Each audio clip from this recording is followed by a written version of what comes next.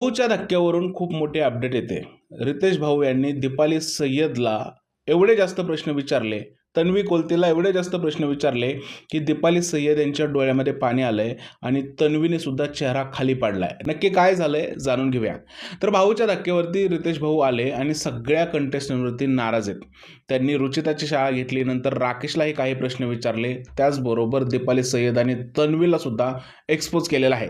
ज्या पद्धतीने दीपाली सय्यदने रुचिताबरोबर भाषेचा वापर केला होता किंवा रुचिताला इन्स्टिगेट करायचा प्रयत्न केला होता, त्या पद्धतीने रुचिताच्या मानसिक आजाराबद्दल वक्तव्य केलं होतं, हे भाऊला आवडलं नाही आणि भाऊ हे दीपाली सय्यदवरती खूप जास्त भडकलेले आहेत. त्याचबरोबर तन्वीवरती सुद्धा भडकलेले आहेत. ज्या वेळेस रुचिता आणि राकेशचा मॅटर झाला होता त्यावेळेस तन्वी तिकडे उपस्थित नव्हती आणि तन्वीने सागरला जो त्रास दिलाय, या सगळ्या गोष्टीबद्दल भाऊंनी तन्वीला प्रश्न विचारले आणि तन्वीकडे या प्रश्नाची उत्तरं सुद्धा नव्हती. तसंच काय भाऊंनी दीपाली सय्यद आणि तन्वी कोलते यांना एक्सपोज केलेला आहे.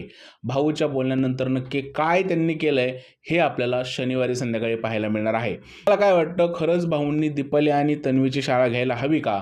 कमेंट सेक्शनमध्ये नक्की सांगा. व्हिडिओ आवडला असेल तर त्याला लाईक करा, शेअर करा, चॅनलला सबस्क्राईब करायला विसरू नका. भेटूया पुढच्या व्हिडिओमध्ये. तोपर्यंत जय हिंद, जय महाराष्ट्र आणि भारत माता की जय.